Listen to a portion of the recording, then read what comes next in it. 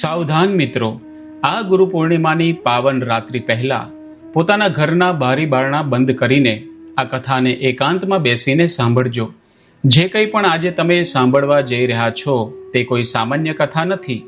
આ તે ગુપ્ત અને દુર્લભ જ્ઞાન છે જે બ્રહ્માંડ માત્ર એ સાચી આત્માઓ સુધી જ પહોંચાડે છે જેઓ સાચા મનથી અંત સુધી સાંભળવાનો અને સમજવાનો સંકલ્પ રાખે છે. જો તમે આ કથાને વચ્ચેથી છોડી દેશો, સ્કીપ કરીને આગળ વધી જશો અથવા મનમાં એવું વિચારશો કે ચાલો પછી સાંભળી લઈશું, તો સમજી લેજો કે તમે પોતાના હાથે જ તમારા ભાગ્ય અને ગુરુ કૃપાનો દરવાજો બંધ કરી રહ્યા છો. પરંતુ જેવો અંત સુધી બન્યા રહેશે તેમના જીવનમાં આવનારા દિવસોમાં એવો ચમત્કાર અને ગુરુ આશીર્વાદ શરૂ થશે જેને જોઈને તમારી આસપાસના લોકો પણ હેરાન રહી જશે. તમારા જીવનની દરિદ્રતા, પાપ અને વર્ષોથી અટકેલા કામો એક જ ઝાટકે દૂર થઈ જશે. ગુરુ પૂર્ણિમાનો આ દુર્લભ સંયોગ વર્ષમાં એક જ વાર બને છે. જ્યારે સાચા ગુરુની કૃપા વરસે છે ત્યારે મનુષ્યનું ભાગ્ય પૂરી રીતે બદલાઈ જાય છે. આ કથા શરૂ કરતા પહેલા 3 કામ જરૂરથી કરી લેજો. પહેલું, આ વિડીયોને અત્યારે જ લાઈક કરી દો. બીજું, કોમેન્ટ બોક્સમાં સાચા હૃદયથી જય ગુરુદેવ અથવા ઓમ પરમ ગુરુભ્યો નમઃ 3 વાર જરૂરથી લખજો. અને ત્રીજું, ચેનલને સબસ્ક્રાઇબ ન કરી હોય તો અત્યારે જ કરી લો. ગુરુર બ્રહ્મા ગુરુર વિષ્ણુ ગુરુર દેવો મહેશ્વર ગુરુર સાક્ષાત પરમ બ્રહ્મ તસ્મૈ શ્રી ગુરુવે નમઃ. મિત્રો, શું સંપત્તિ, સત્તા કે સારા કપડાં જ માણસની અસલી ઓળખ છે? ના. જ્યારે આખી દુનિયા તમારો સાથ છોડી દે, જ્યારે સગા સંબંધીઓ પણ દરવાજા બંધ કરી દે, ત્યારે એક સાચો ગુરુ જો માથા પર હાથ મૂકી દે ને, તો રસ્તા પર રઝળતો ભિખારી પણ મહાન ઋષિ બની શકે છે. જય શ્રી કૃષ્ણ મિત્રો, સ્વાગત છે તમારું આપણી ચેનલ ડિવાઇન વોઇસ ગુજરાતીમાં. મિત્રો, આજે ગુરુ પૂર્ણિમાના પાવન અવસરે આપણે એક એવી હૃદય સ્પર્શી અને રૂંવાડા ઊભી કરી દે તેવી સત્ય કથા સાંભળવાના છીએ જે સાંભળીને કદાચ તમારી આંખોમાંથી પણ આંસુ વહી જશે. આ કથા છે એક એવા અનાથ બાળકની જેને આખી દુનિયાએ હળધૂત કરીને કાઢી મૂક્યો હતો, પણ જ્યારે તેને મહર્ષિ વશિષ્ઠ જેવા ગુરુનો આશરો મળ્યો ત્યારે તેણે એવું અકલ્પનીય બલિદાન આપ્યું કે સદીઓ સુધી તેનું નામ ઇતિહાસમાં અમર થઈ ગયું. જો તમે પણ જીવનમાં ગુરુ કૃપા અને સાચી ભક્તિની તાકાત સમજવા માંગતા હો તો આ વિડીયોને અંત સુધી ચોક્કસ જોજો. હું ખાતરી આપું છું કે આ કથા તમારા જીવનને જોવાનો દ્રષ્ટિકોણ કાયમ માટે બદલી નાખશે. તો ચાલો શ્રદ્ધા અને સમર્પણની આ દિવ્ય મહાગાથાની શરૂઆત કરીએ. સનાતન ધર્મની ભવ્ય પરંપરામાં અષાઢ મહિનાની પૂનમ એટલે કે ગુરુ પૂર્ણિમાનું સ્થાન સૌથી ઊંચું છે. આ માત્ર એક કેલેન્ડરનો તહેવાર નથી, પણ આ એ પવિત્ર દિવસ છે જ્યારે એક શિષ્ય પોતાના અહંકારને ઓગાળીને પોતાના ગુરુના ચરણોમાં સંપૂર્ણપણે સમર્પિત થઈ જાય છે. સદીઓ પહેલા જ્યારે આપણા ભારત વર્ષમાં ચારે દિશામાં ધર્મ અને જ્ઞાનનો પ્રકાશ ફેલાયેલો હતો, ત્યારે ઋષિઓના આશ્રમોમાંથી ગુંજતા વેદ મંત્રોના અવાજો આકાશને પણ પવિત્ર કરી દેતા હતા. અષાઢ મહિનો શરૂ થઈ ચૂક્યો હતો. કાળા ડિબાંગ વાદળો આકાશમાં ઘેરાયેલા હતા. વરસાદના પાણીથી સ્નાન કરીને જંગલના વૃક્ષો વધુ લીલાછમ અને જીવંત બની ગયા હતા. પક્ષીઓનો મધુર કલરવ જાણે ઈશ્વરની સ્તુતિ કરી રહ્યો હતો. આગામી થોડા જ દિવસોમાં ગુરુ પૂર્ણિમાનો મહાપર્વ આવવાનો હતો. દેશના ખૂણે ખૂણેથી શિષ્યો ઉત્સાહભેર પોતાના ગુરુદેવના આશ્રમ તરફ કૂચ કરી રહ્યા હતા. કોઈ શિષ્ય ફળોની ટોપલી લઈને જતો હતો, કોઈ નવા રેશમી વસ્ત્રો લઈને, તો કોઈ ગાયના મહાદાન માટે જઈ રહ્યો હતો. પરંતુ કેટલાક એવા પણ હતા જેમની પાસે સંપત્તિ નહોતી. તેઓ માત્ર પોતાની આંખોમાં અખૂટ શ્રદ્ધા અને હૃદયમાં ભક્તિ લઈને ગુરુના આશીર્વાદ પામવા જઈ રહ્યા હતા.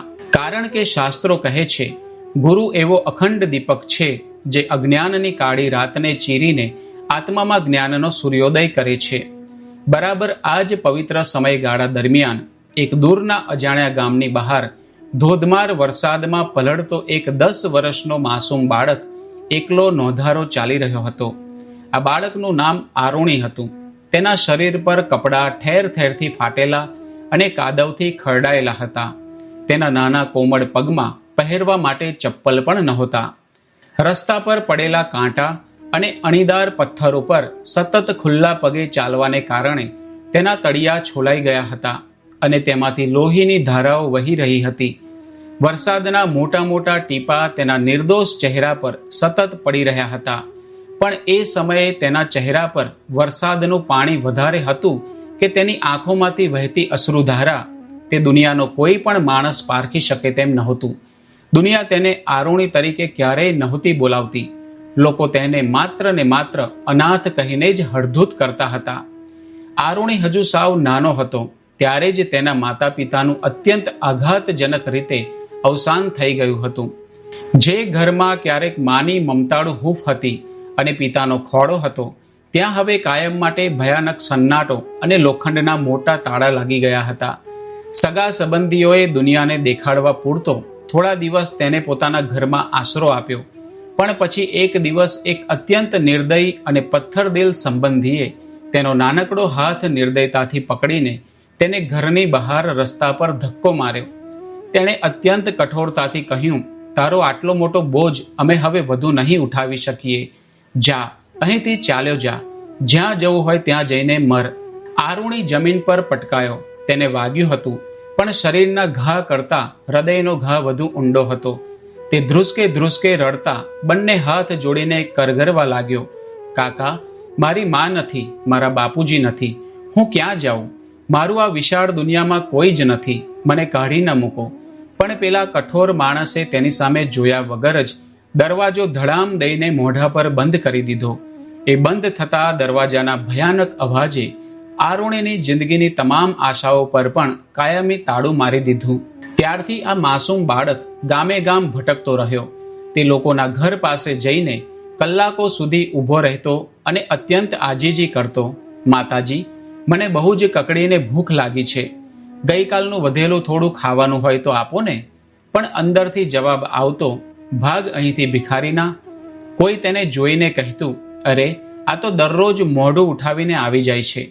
કોઈ ગુસ્સામાં પથ્થર મારતું, કોઈ લાકડી ઉગામતું, તો કોઈ તેને જોતા જ દરવાજો પછાડી દેતું.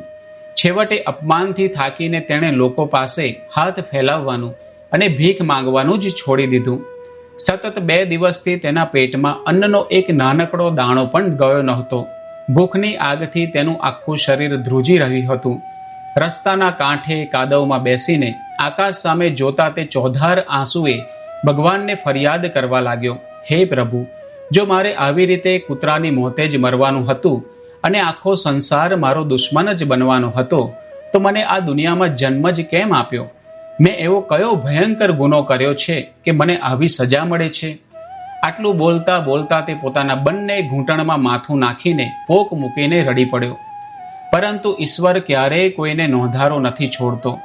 બરાબર તે જ સમયે ત્યાંથી એક વૃદ્ધ, અત્યંત તેજસ્વી અને દયાળુ સાધુ પસાર થઈ રહ્યા હતા.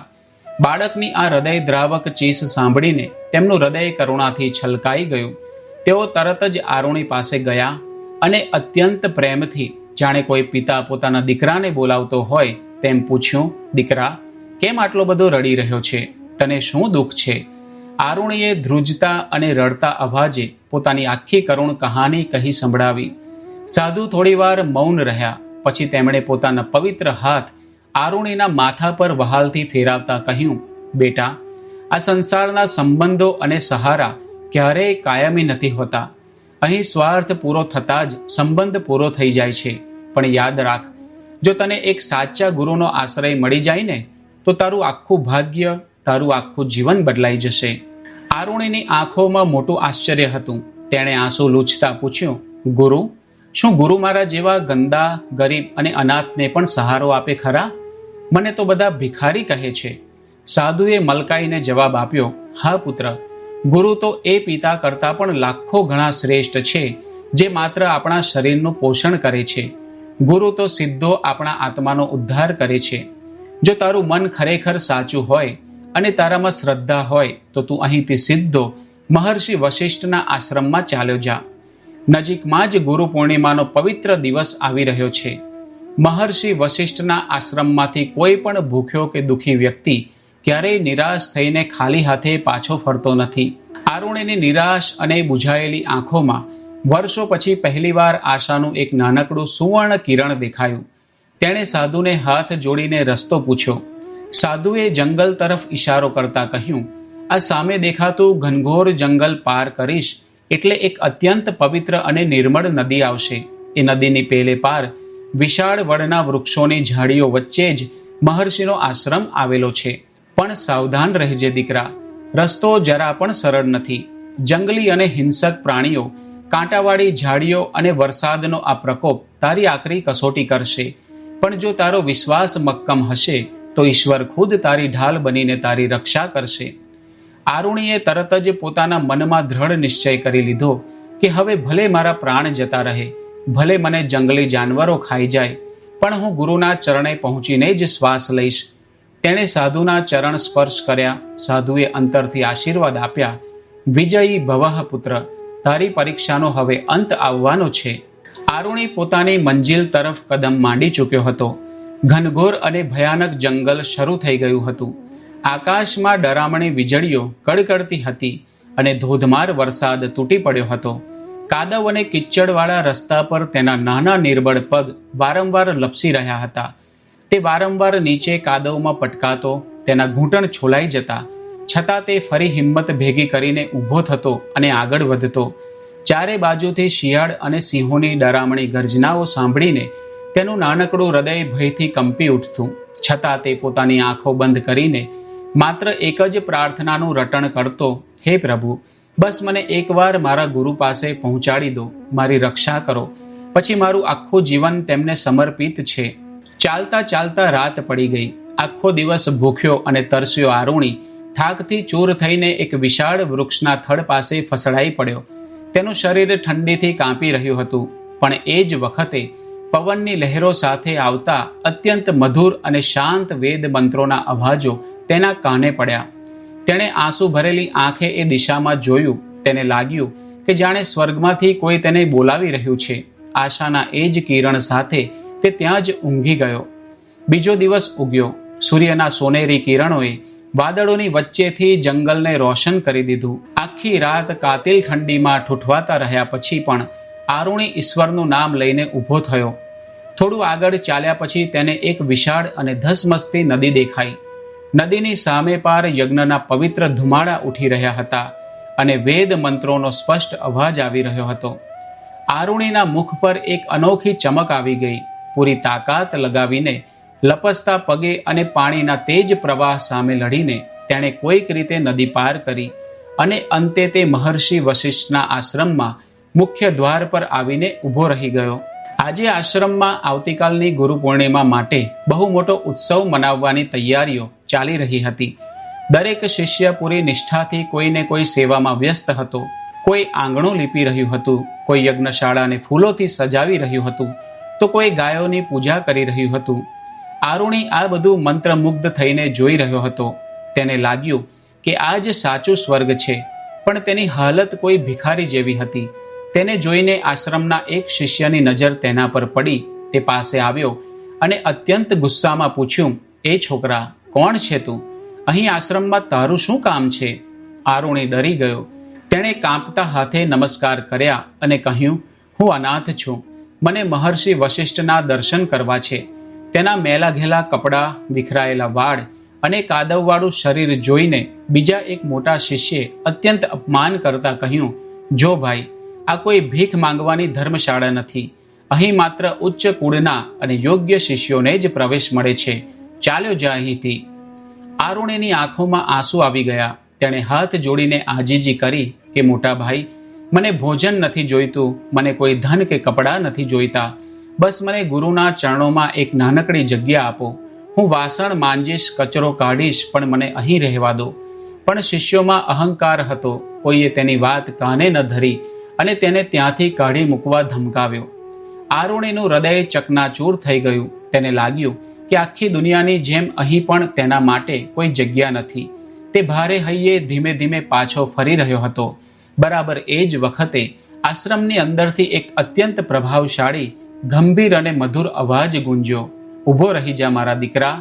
બધા જ શિષ્યો એકદમ સ્તબ્ધ થઈ ગયા. તેઓ પાછળ ફર્યા. સાક્ષાત મહર્ષિ વશિષ્ઠ આશ્રમમાંથી બહાર આવી રહ્યા હતા. તેમના ચહેરા પર સૂર્ય જેવું અદ્ભુત તેજ હતું. સફેદ લાંબી દાઢી અને આંખોમાં અપાર કરુણા હતી. આરુણીએ તેમને જોતા જ જમીન પર આડોટીને તેમને સાષ્ટાંગ દંડવત પ્રણામ કર્યા. તેની આંખોમાંથી આંસુ રોકાવાનું નામ નહોતા લેતા. મહર્ષિ વશિષ્ઠ પાસે આવ્યા અને તેમણે પોતાના કોમળ અને પવિત્ર હાથ આરુણીના માથા પર મૂક્યા. ગુરુનો સ્પર્શ થતાં જ આરુણી એક નાના બાળકની જેમ ધ્રુસકે ધ્રુસકે રડી પડ્યો. તેણે પોતાની વ્યથા ઠાલવતા કહ્યું, ગુરુદેવ, મારી કોઈ ભૂલ નથી, છતાં મને ક્યાંય આશરો ન મળ્યો. આખી દુનિયાએ મને ઠુકરાવી દીધો. શું આપ પણ મને ગંદો અને ભિખારી સમજીને પાછો કાઢી મૂકશો? આ નિર્દોષ સવાલ સાંભળીને ત્યાં ઊભેલા તમામ શિષ્યોની આંખો પણ ભીની થઈ ગઈ. મહર્ષિ વશિષ્ઠે પોતાના શિષ્યો તરફ જોયું. તેમનો અવાજ કડક હતો. તેમણે ઠપકો આપતા અને સાચું જ્ઞાન આપતા કહ્યું, તમે લોકોએ વર્ષો સુધી વેદો અને ઉપનિષદોનું જ્ઞાન તો મેળવ્યું, પણ તેનો અસલી સાર આજ સુધી ન સમજ્યા. યાદ રાખો, જે જ્ઞાન તમારામાં કરુણા અને દયા ન જગાડી શકે તે જ્ઞાન નથી, માત્ર તમારો અહંકાર છે. આજે તમે એક દુઃખી અને ભૂખ્યા બાળકને તેના મેલા કપડા પરથી પારખ્યો. ઈશ્વર માણસના કપડા કે તેની જાત ક્યારેય નથી જોતો. તે માત્ર હૃદયની પવિત્રતા જુએ છે. જેને દુનિયા ઠુકરાવે છે તેને ઈશ્વર પોતાના દ્વારે મોકલે છે, અને તેને પાછો કાઢવો એ સૌથી મોટો અધર્મ છે. શિષ્યોને પોતાની ભયંકર ભૂલ સમજાઈ ગઈ. તેઓ શરમથી નીચું જોઈ ગયા અને આરુણીની માફી માંગી. મહર્ષિએ જાતે જ પોતાના કમંડળનું પવિત્ર જળ લઈને આરુણીના કાદવવાળા પગ પોતાના હાથે ધોયા.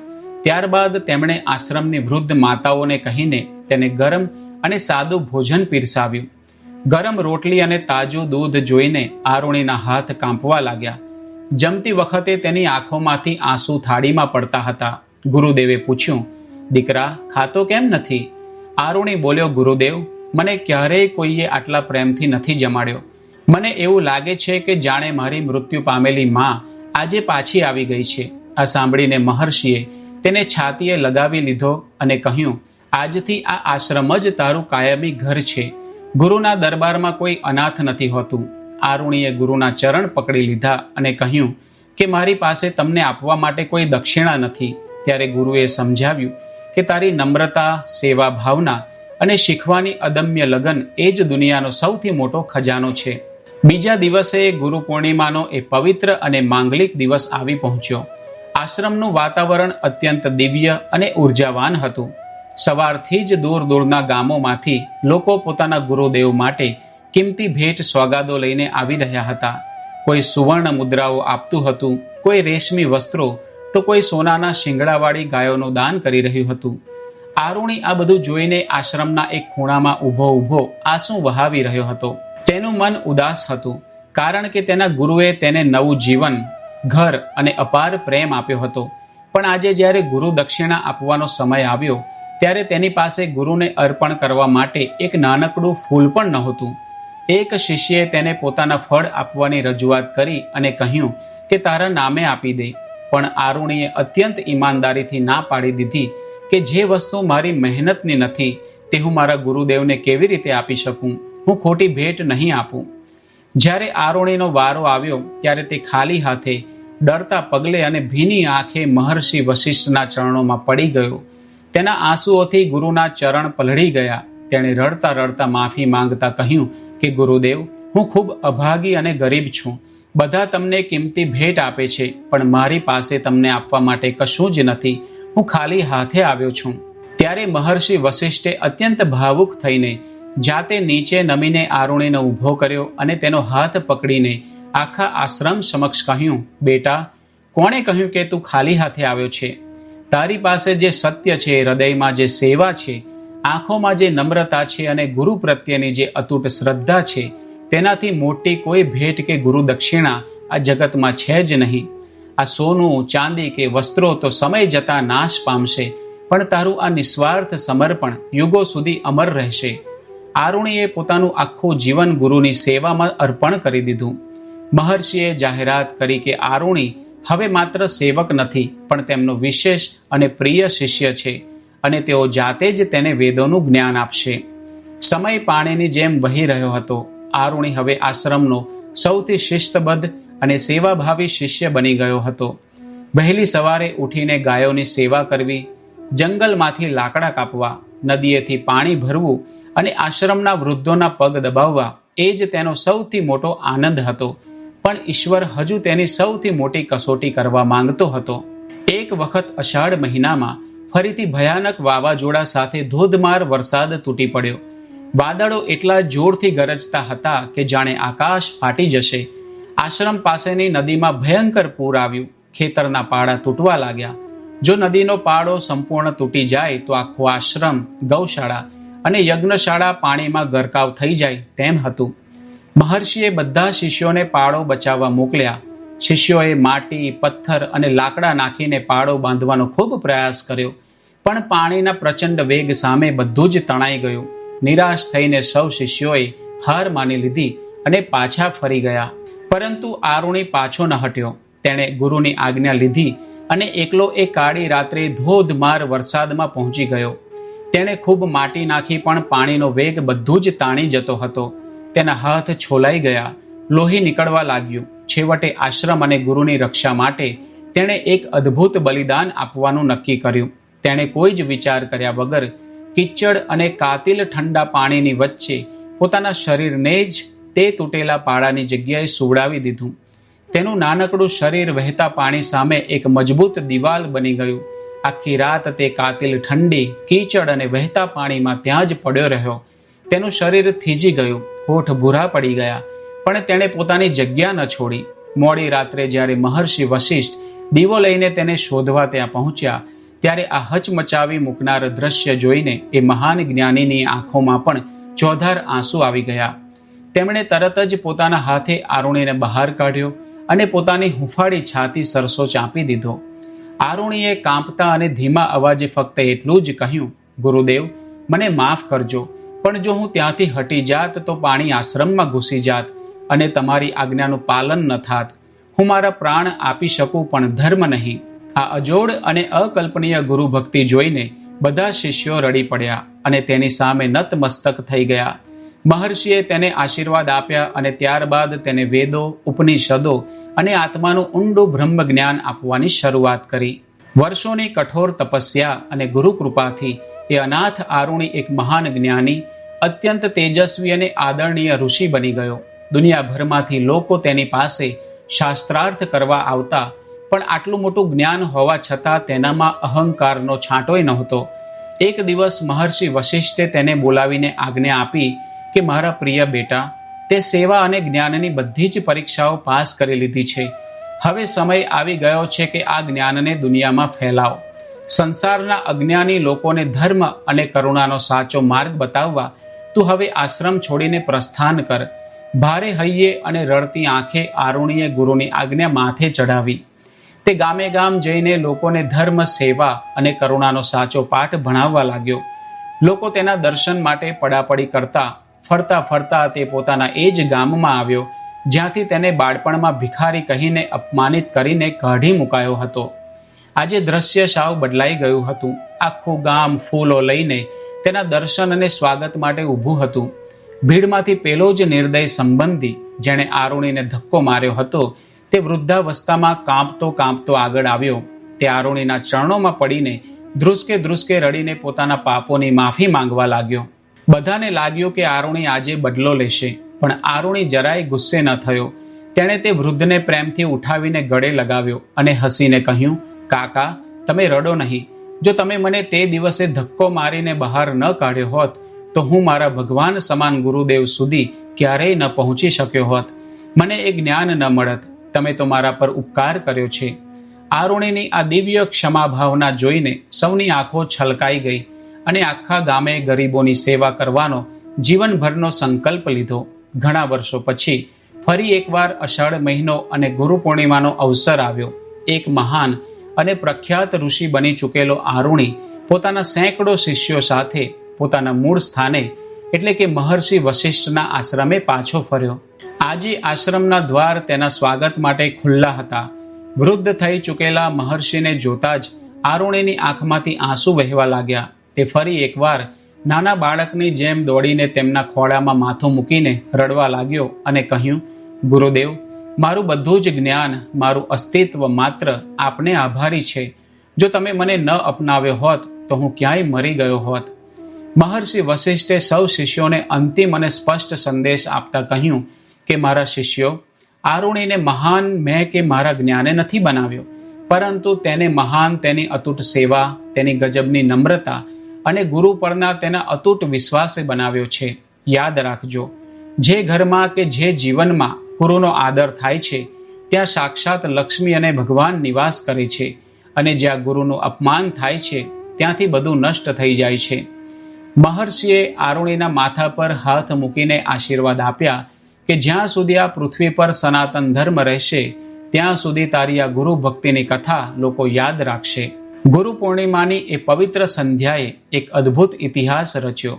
મિત્રો, આ વાર્તા આપણને એ જ શીખવે છે કે દુનિયાની કોઈ પણ સંપત્તિ, સત્તા કે સંબંધો ગુરુના આશીર્વાદની બરાબરી ક્યારેય કરી શકે તેમ નથી. જીવનની દરેક અંધારી મુશ્કેલીમાં ગુરુનું માર્ગદર્શન જ સાચો પ્રકાશ બને છે.